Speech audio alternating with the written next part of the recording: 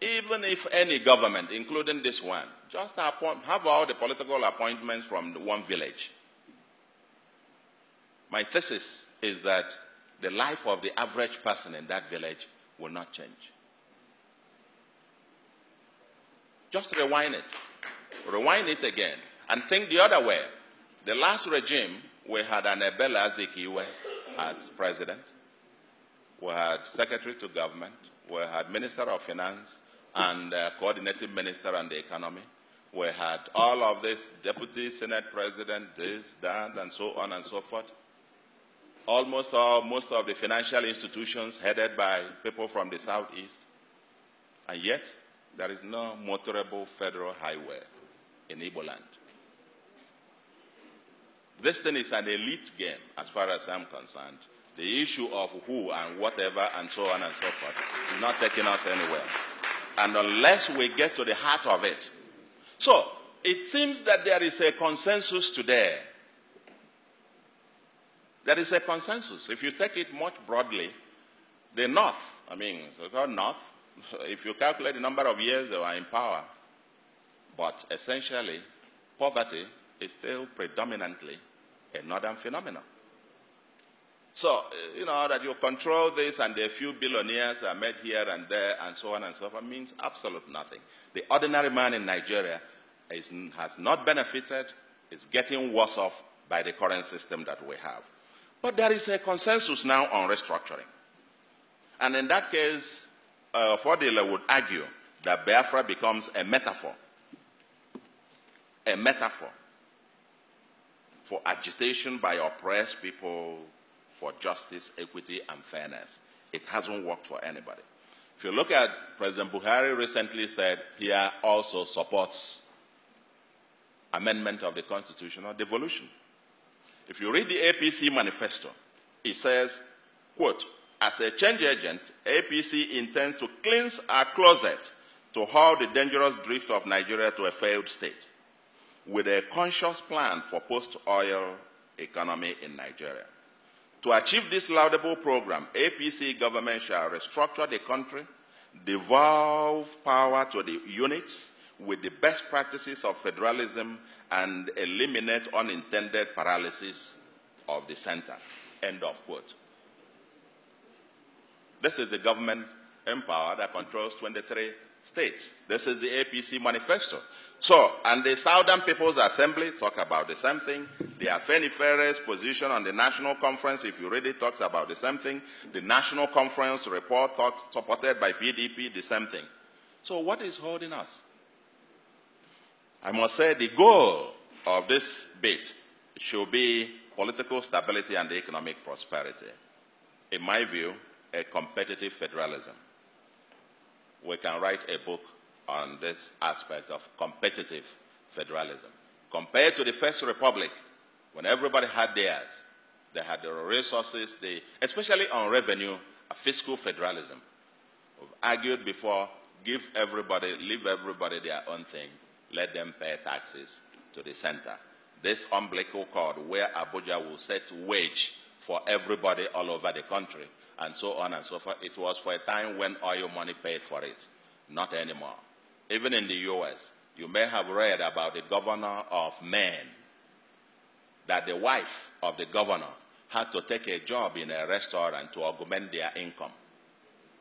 Because given the state of Maine, the salary of the governor was not enough for them to survive on. And the wife had to take a job in a restaurant.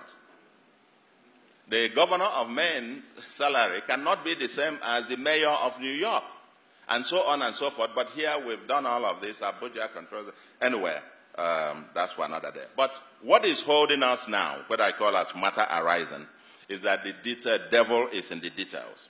Let the debate begin. What exactly do we mean by restructuring? The National Conference report, for example, is a beginning. But in my view, doesn't go much. It talks about creating more states, which misses the point. It's still more of the same. We are saying the ones that you have are not viable. 20-something states today cannot pay salaries. So what are we talking about? Or should we go back to the Ekwueme's constitution, the proposal of 6-zonal structure, as the federating units. What model of federation? Should we use the UAE, United Arab Emirates system, or which one are we going? Let us get to work and begin to think. Some people propose, and I agree, that we need a new constitution negotiated by the people of Nigeria.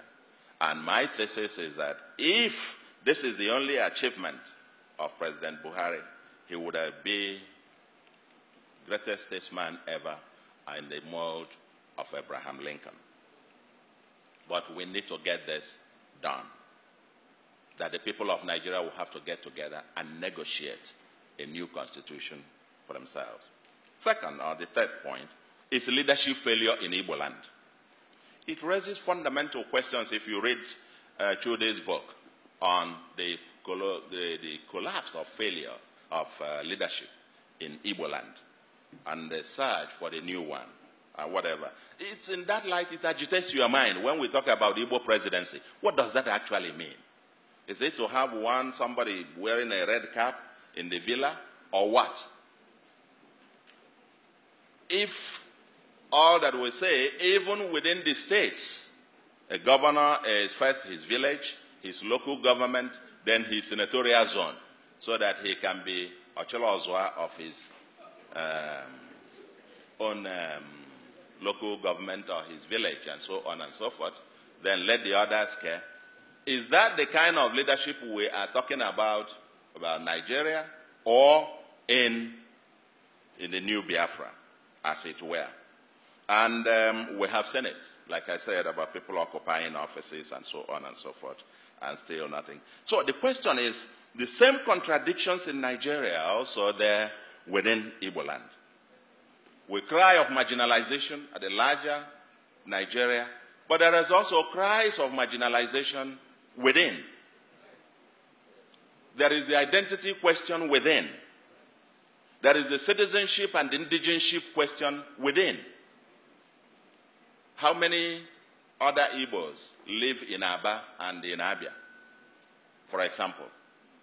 But, I don't know, 2 years or 3 years ago, that was the indigenship thing, that all non-Abia citizens were sacked from but these people had lived there, worked there, paid their taxes there.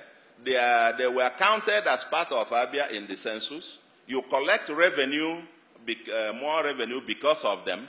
But then, no, you can't work in there. You are not an indigent.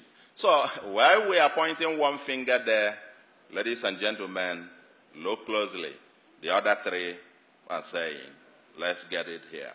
And so how can this new leadership emerge?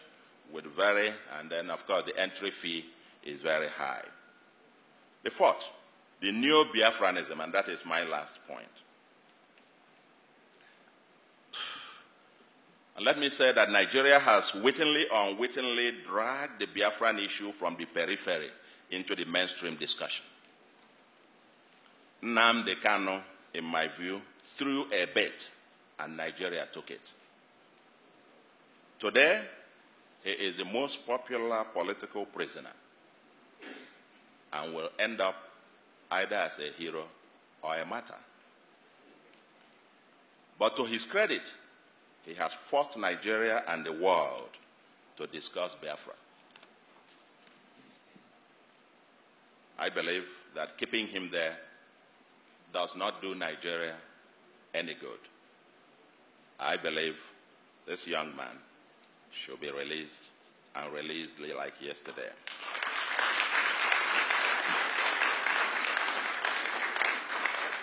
I will not be surprised if he becomes a subject of the next political campaigns. Just like we dealt with Awolowo, who was convicted and imprisoned of treason, or Gowon, charged with treason, or even Ojukwu himself was forgiven, and so on and so forth. I don't want to make any predictions, but I believe we need to solve this. Because according to Ofodile, this book, quote, he said, the lesson to be learned, if anyone cares to listen, is that the detention of Nnamdi Kanu, no matter for how long, will not stop the agitation of Biafra, end of quote. He further argues that the detention of Uwazurike between 2005 to 2007 helped to radicalize his followers. The same thing happened when the leader of Boko Haram was killed. His followers became more radicalized. Detention of Nnamdi Kanu, I never heard of him before this time, to be quite honest. Never heard of him. I didn't even know about the IPOB or whatever thing. Until this thing, and you now realize globally it's become an issue and it's become mainstream. Now, and again, quote, he says, this book argues that the idea of a customary government under the Supreme Council of Elders in accordance with customary law enjoys the support among a section of the Igbo, but it is the Biafra or death philosophy of Nnamdi Kanu that found resonance across the length and breadth of the Igbo nation. Therefore, there cannot be a resolution of the Biafran dilemma without a wholesome engagement of the Nnamdi Kanu / Uche Mefo faction of IPOB. End of quote. That's what this was. So, if I were President Buhari, quite honestly, I would be very suspicious of anyone who advises me to ignore the Biafran issue. I'll be very suspicious. Anybody who says that is either ignorant or being mischievous or quite patently doesn't mean well for the government itself. It probably wants the same government to repeat the mistakes of the past so that it could lead it down the train. We must start learning in this country. So let's talk Biafra. Where are the Igbo elite and the intelligentsia in all of this, especially those in Nigeria? It seems, as this book points out, this is being driven mostly by the Igbo intelligentsia in diaspora, the new resurgence. The new ones within, there seems to be a division, 3 classes you can identify. The ones within the mainland, and I'm shocked, and you discuss, they have a different point of view. Those in diaspora within Nigeria, so to speak, who are in Abuja and Lagos and so on and so forth, Kano, Kaduna, and so on. And an elder was asked about that, living in one of these northern states, about Biafra, and they asked him, what do you think about this Biafra? He said, well, nah, I just didn't know.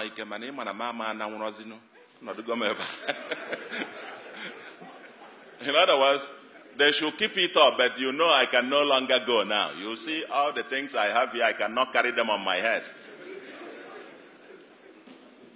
So,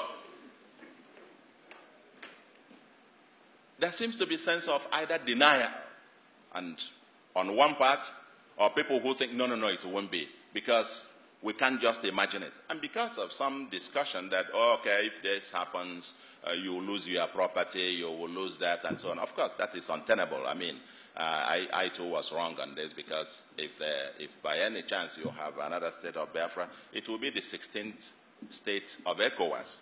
And that means you have free movement of goods and persons. But the fundamental question, the fundamental issue is that this debate is not happening. This whole thing is being driven almost in a haphazard manner. Last week, they called for, was that last week? Yeah, last week. They called for a sit at home. And even without anybody getting out or more in force and so on, I learned virtually Anambra and many other cities were completely shut down. It just tells you there is something going on. But, again, where is the elite in this? What is missing is structured debate and the apparent elite aloofness or complicity or hypocrisy. The elite in denial. For the politicians who think you can just, let's use them temporarily, let's use them. Just go on, while we can then use that to negotiate for something here. I can tell you, you will create a monster that will consume you. When that inferno comes, both us, everybody else, and the kind of thing that happened in Biafra where dissent, any dissent was considered a saboteur. Okay? You might get to a point where you will be telling them, just go on, while we can negotiate here, get something for ourselves in Abuja. I can tell you, these guys are no fools. At some point, they will look at you too and know that you're actually part of the problem. And so on and so forth. So, I say, let the debate must begin. The late Dr. Pius Okibo, in this book as well, presented what the memo by late Dr. Pius Okibo presented to the Biafran government on the economic viability of Biafra. Nobody is talking about what the currency will look like. How will you fare with international trade? What kind of constitution are you talking about? And Ofodile forcefully argues here that the Ahira Declaration of 1969 came too late. They had intelligentsia pushing for Biafra, but there was no organized structure. That if they had done what they did towards the end of the war at the beginning, Biafra would not have ended the way that it did.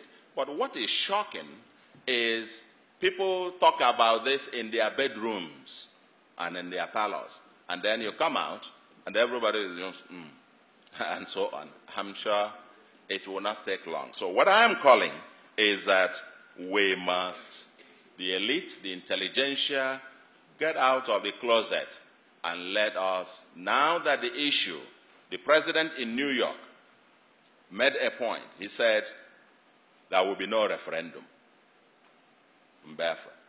Now, and I said, my reaction to it was, oh my God. So this matter has actually gotten to the point where we are now